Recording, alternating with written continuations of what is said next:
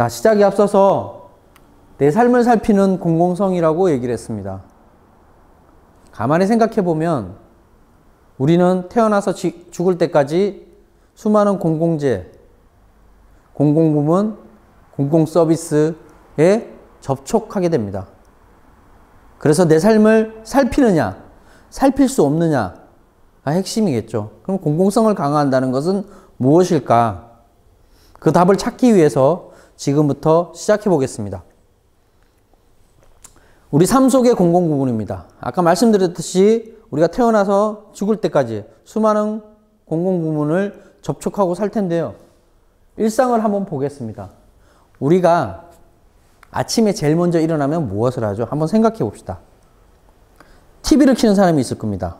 TV는 전기 에너지를 사용하고요. 그리고 전파라는 공공재를 사용합니다. 불을 켜는 사람이 있겠죠? 전기 에너지를 사용합니다. 물을 마시는 사람이 있을 겁니다. 그러면 물이라는 공공재와 물을 마시기 위해서 냉장고 문을 열든지 정수기를 이용하면 전기 에너지를 사용합니다. 씻기 위해서 욕실로 들어가면 물을 상수도라는 공공재를 사용하죠. 그리고 씻기 위해서 온수를 사용하면 보일러를 돌리고 쉬고, 보일러는 도시가스 아니면 지역난방공사 그리고 또는 석유 등의 에너지원을 바탕으로 합니다. 이 모든 것이 공공재입니다. 뿐만 아니라 우리가 잠자는 중에도 공공재를 사용합니다. 잠을 잔다고 해서 냉장고를 끄지 않잖아요.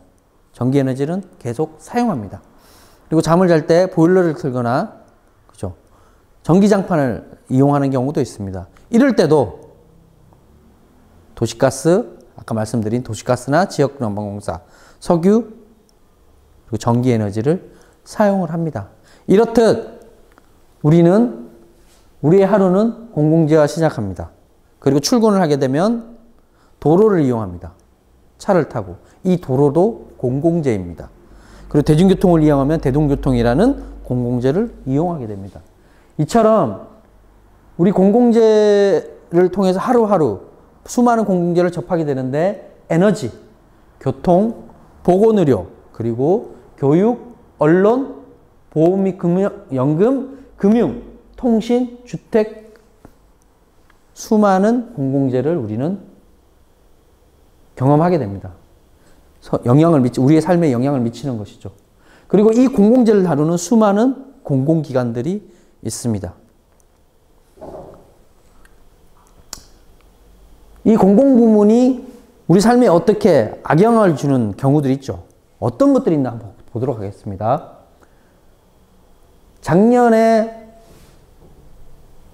재작년이죠. 굉장히 더웠습니다. 그래서 에어컨을 많이 쓴다. 이래서 이제 전기를 굉장히 많이 쓰는데, 그래서 전기요금 누진제를 가정용 완화하겠다고 얘기합니다.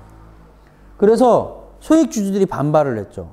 왜냐? 그러면 수익이 줄 텐데, 수익이 줄으면 주주 배당금이 줄 거 아니냐, 이런 얘기를 하는 거죠. 그런데 가정용보다 싼 값에 공급하는 산업용 전기에 대해서는 한마디도 하지 않습니다. 공공재가 우리 삶에 영향을 미치고 있죠.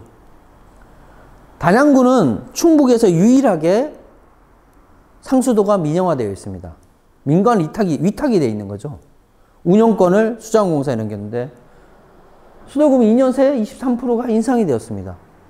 그래서 서민부담이 가중된다고 신문에 나온 거죠. 이게 2017년 기사인데요. 실제로 단양구는 예고 없는 단수, 그러니까 물이 끊기는 것이 가장 많습니다. 횟수가. 그러면 단양은 관광도시라고 하는데, 관광지역인데 식당에서 설거지를 해야 되고 밥을 해야 되고 요리를 해야 되는데 물이 안 나온다고 생각해 보세요. 근데 예고하고 단수를 하는 게 예고 없는 단수가 생기는 거죠. 장사하는 사람 입장에서 미치고 한장하고 펄짝 뛸 노릇 아닐까요? 그러니까 이런 문제가 있는 거죠. 또 작년 KT 아현지사에 화재가 발생했어요. 그래서 주변의 일대에 전화, 인터넷이 다 끊겼어요. 그래서 카드 결제가 안 되네요. 식당에서. 이런 문제가 발생했습니다.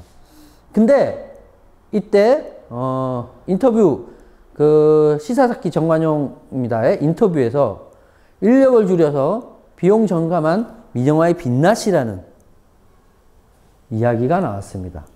IMF 이후에 KT는 4만 명이 해고가 됐습니다. 정리해고가 됐죠. 퇴출이 됐습니다. 구조조정 이런 것들을 통해서. 그래서 그리고 이 통신선 유지 보수라든지 이런 업무들이 다 외주화가 돼 있어요. 그러니까 투자를 안 하는 거죠. 그러다 보니까 노후화된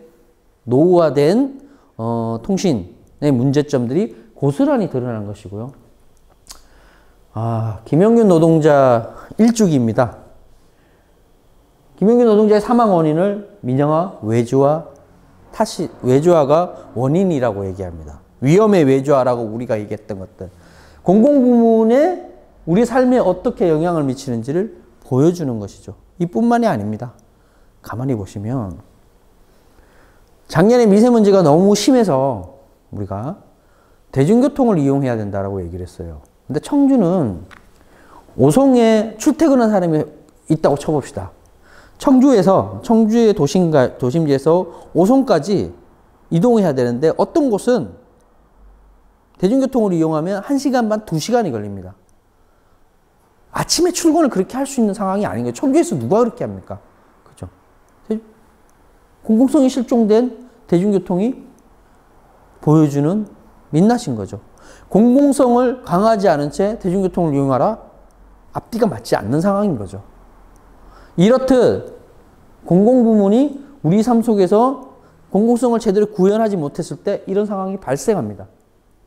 그럼 공공성 강화라는 게 뭐냐? 이 사회가 필요로 하는 누구나 보편적으로 접근해서 기본적으로 그 권리를 누릴 수 있는 것들, 그런 환경을 만드는 것이 공공성을 강화한다라고 볼 수 있는데요. 지금 같은 사례는 전혀 그렇지 않다라는 거죠.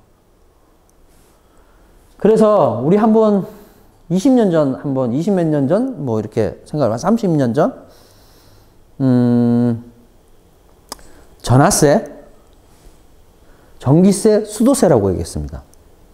뭐냐면 뒤에 세자가 붙는 거는 공공재를 사용한 공공서비스를 받음으로 인해서 세금을 낸다는 의미였죠. 그러니까 준조세적 성격을 가지고 있는 거죠. 그만큼 공공부문을 운영함에 있어서, 공공부문을 확장함에 있어서 국가에서 제공하는 세금, 제공하는 것에 대한 세금이라는 의미를 가지고 있었습니다. 하지만 요즘은 어떠냐? 전기요금, 수도요금, 전화요금 또는 통신요금이라고 봅니다. 이 말 뜻에서부터 공공성은 점점 더 약화되고 있다는 것이죠. 그래서 공공성이 약화되면서 공익성을 훼손하고 손실하고 있다는 거죠. 제가 준비하면서 공공재, 공공서비스, 공공성, 공공기관이라는 것들을 한번 찾아봤습니다. 이 백과사전에서는 뭐라고 그러는지, 국어사전에는 뭐라고 하는지를 한번 찾아봤는데 공통적인 게 있습니다. 자, 운영 주체는요, 국가나 공공기관, 지자체를 내포하고 있습니다. 그만큼 공익적이라는 걸 강조하고 있는 거죠. 그 공익에 맞춰서 움직이는 걸 공공재라고, 이 공공재를 그렇게 운영해야 된다라고 얘기를 합니다. 그만큼 공익적 가치, 사회적 필요, 이윤 이런 것들이 아니고, 시장 이런 것들이 아니고 공공적 역할을 강조하고 있던 거죠. 그런데 점점 더 그런 공공성, 공익적 가치를 상실하고 있는 현실이라는 거죠. 아까 앞에서 봤듯이 부작용들, 공공성이 훼손됐을 때 부작용들을 통해서 점점 더 공공성은 약화되고 있습니다. 자, 한번 약간만 옆으로 지나가서 우리나라에 공공기관이 얼마나 있나 한번 볼게요. 2020년 1월 29일 기준으로 공공기관이 총 한 340개가 됩니다. 그러니까 매년 1월에 우리나라는 공공기관을 발표합니다. 우리나라의 공공기관을. 그래서 340개라고 했고, 거기에는 공기업, 준정부기관, 기타 공공기관으로 나눠지고요. 우리가 대표적으로 아는 공기업에는 시장형으로 한국가스공사, 발전소, 공항공사가 시장형이라고 얘기를 하고 있고, 여긴 16개 공공기관이 있고요. 준시장형 공기업으로 조폐공사, 철도공사, 도로공사, 수자원공사가 포함이 됩니다. 준정부기관으로는 기금관리형, 위탁집행형이 있고, 기금관리형에는 국민연금, 우리가 잘 알고 있는 근로복지공단 뭐 이렇게 돼 있고요. 위탁 집행형에는 건강보험공단, 가스안전공사, 전기안전공사, 한국소비자원 이런 데 대표적이라고 할 수 있죠. 그 외에는 기타 공공은행인데 여기는 산업은행, 그리고 국립대병원, 국립대학교, 그리고 무슨 연구원 이런 것들이 많이 있습니다. 그러니까 모든 정부 부처 뭐 이런 곳에 공공기관들이 산재해 있는 거죠. 그런데 우리가 공공기관을 얘기할 때 항상 먼저 크게 얘기되는 것들이 방망경영, 철밥통, 고임금 이런 이야기를 합니다. 그래서 공공기관 노동자들을 공격하게 됩니다. 왜 그런가? 왜 그런가? 한번 생각해 본 적 있습니까? 안정적이야, 직장이. 그 철밥통이래. 임금이 많아. 방망경영, 부채가 많아. 그래서 이 책임을 다 공공기관 노동자들에게 돌리고 있는 현실인 거죠. 왜 그럴까 한번 생각해 본 적 있습니까? 자, 그 답을 한번 앞으로 찾아보도록 한번 해보겠습니다. 자, 공공성 관련해서 우리가 논의를 최근 한 20년, 2년, 3년 정도 된 것 같습니다. 길게는 한 25년, 30년 안쪽인데요. 김영삼 정부가 들어오면서 세계화 이데올로기를 막 펼칩니다. 세계화, 국제화. 그러면서 신자유주의가 본격적으로 도입하기 위한 준비를 합니다. 이때는 공공성이라는 얘기를 많이는 하지 않았습니다. 하지만 이 세계화 신자유주의를 시작으로 해서 IMF 규제금융 시기에 오면 공공부문에 대한 논의들이 촉발되게 됩니다. 민영화, 구조조정, 정리해고라는 것들을 과정해서 그럼 공공부문에 대한 민영화, 구조조정, 정리해고라면 공공성이 강화되냐? 이런 이야기들이 막 하기 시작했다는 거죠. 그리고 이명박 정부 들어서 미국산 쇠고기 촛불 투쟁을 통해서 광우병의 위험이 있는 미국산 쇠고기 수입을 하면 안 된다라고 얘기를 했죠. 물론 이 투쟁을 통해서 완전히 막지 못했지만 단서 조항을 달아서 그나마 좀 안전하다고 이야기되는 것들만 수입이 되게 됐죠. 이러면서 이때 공공부문의 공공성 강화 얘기가 폭발적으로 증가하게 됩니다. 의료 대표적인 게 그죠? 의료, 교육 또 뭐가 있죠? 뭐 방송 이런 공공성들에 대한 얘기들을 많이 합니다. 그러면서 공공부문에 대한 공공성 강화의 담론이 크게 형성이 되죠. 그리고 박근혜 정부 들어서 민중총국을 통해서 또다시 재벌개혁, 박근혜 탄핵, 재벌개혁과 함께 공공성 강화를 이야기합니다. 이때는 교육, 뭐 국정화, 역사교과서 국정화 문제부터 시작해서 많은 부분에서 공공성 강화를 얘기하기 시작하죠. 자, 그리고 촛불혁명을 통해서 기간의 저성과자 퇴출제라든지 이런 뭐 문제들을 해결하기 위해서 공공성 강화를 얘기하고 그렇게 등장한 문재인 정부는 민영화를 하지 않겠다라고 얘기를 했습니다. 그리고 공공성을 강화하겠다고 얘기를 했는데 과연 그런가? 그것은 잠시 후에 한번 더 살펴보도록 하겠습니다. 자, 그래서 이 공공성 논의를 하게 된 수많은 투쟁들이 있었습니다. 이렇게 우리는 수많은 투쟁들을 통해서 공공성 강화에 대한 논의들을 본격적으로 시작했고 본격화시켰고 확장시켰고 지금 여기까지 와 있는 상황입니다. 자, 그러면 이 빈약한 공공성 현실에 놓인 노동자 민중은 어떤가? 그러니까 김대중 정부, IMF 구제금융이 시작한 김대중 정부부터 현재까지 공공부문에 대한 공공성을 파괴하는, 공공기관을 공격하는, 그래서 민영화하는 이런 정책들을 통해서 공공성이 굉장히 빈약해졌는데 거기에 놓인 노동자 민중의 현실을 한번 보도록 하겠습니다. 먼저 인간이 살아갈 때 가장 기본적으로 필요한 3대 요소를 우리는 의식주라고 얘기를 하죠. 먹고, 입고, 사는 것. 입는 것. 솔직히 공공성이 없습니다. 입는 건 중학생, 고등학생 교복 지원 정도죠. 그 이외에 있을까요? 별로 없다는 거죠. 다음, 먹는 것. 무상급식 얼마나 힘들었습니까? 그죠? 그리고 기초생활수급자나 저소득층에 제공되는 음식들이 있죠. 대표적인 쌀과 김치입니다. 근데 그 사람들은 쌀과 김치만 먹을 수는 없습니다. 그죠? 먹는 문제. 근데 기초생활수급자나 쪽방촌 사는 독거노인들한테는 농식품부, 보건복지부, 지자체, 기타 뭐 여기저기에서 지원을 많이 해요. 근데 다 따로 해요. 그러니까 이게 지원이 애매하게 되는 거죠. 그러니까 실례로 이런 것도 있습니다. 제약회사에서 후원을 받아요. 영양제 막 이런 거. 그래서 독거노인들한테 줍니다. 기초생활수급자에. 근데 그들에게는 그것보다 더 중요한 먹거리를 안정적으로 제공하는 게 중요하잖아요. 그죠? 도시락 갖다 주고 이런 문제가 아니라 그 부분이 굉장히 빈약하다는 거죠. 근데 그 재정을 다 통합해서 합리적으로 사용할 수 있으면 얼마나 좋을까요? 그런 공공성이 부족하다는 거죠. 그 다음에 주거는 주거 안정성을 확보하는 거는 기본권이자 인권이라고 생각하는데 없다라는 거죠. 지금 여야가 서로가 정부를 맡았을 때 우리가 집값이 떨어졌다. 우리가 규제를 잘하고 있다. 이런 얘기를 합니다. 그래서 공급을 늘리겠다. 뭐 지금 야당은 그런 얘기를 하죠. 공급이 는다고 주택 가격이 떨어지진 않습니다. 그리고 그 무주택자들 그리고 빈곤에 허덕이는 사회적 약자들의 주거 안정성이 담보되지는 않습니다. 그것을 담보하고 있는 공공성 강화는 어떻게 할 것인가?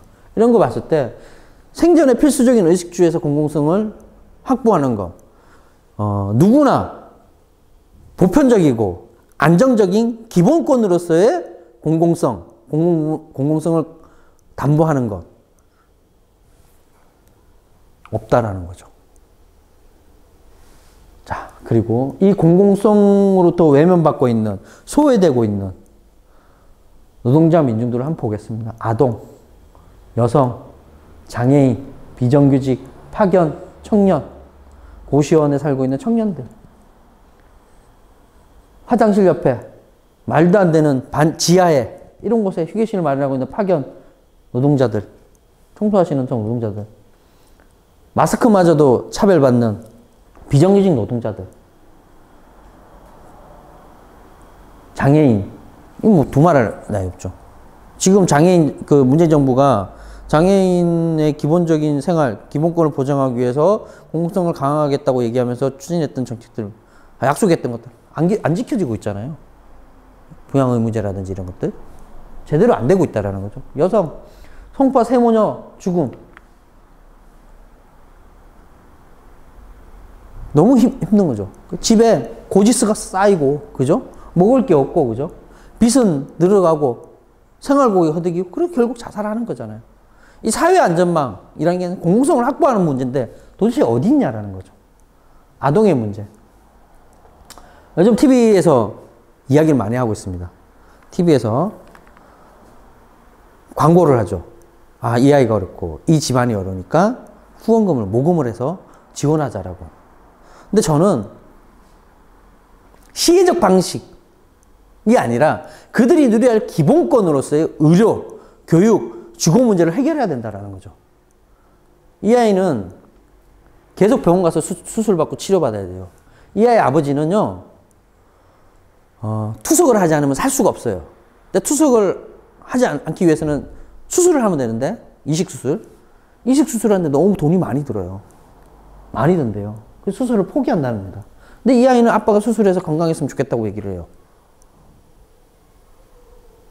사회적 약자에 대한 의료 접근권, 보편적 접근권, 그리고 기본권이 성실한 사회.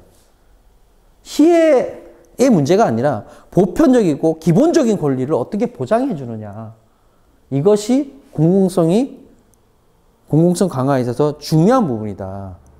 이 공공성이 돌봐야 될 노동자 민중, 사회적 약자 뿐만이 아니라 누구나 모두가 보편적으로 누릴 수 있는 권리로서의 공공성 강화 어떻게 할 것인가가 중요하다는 거죠.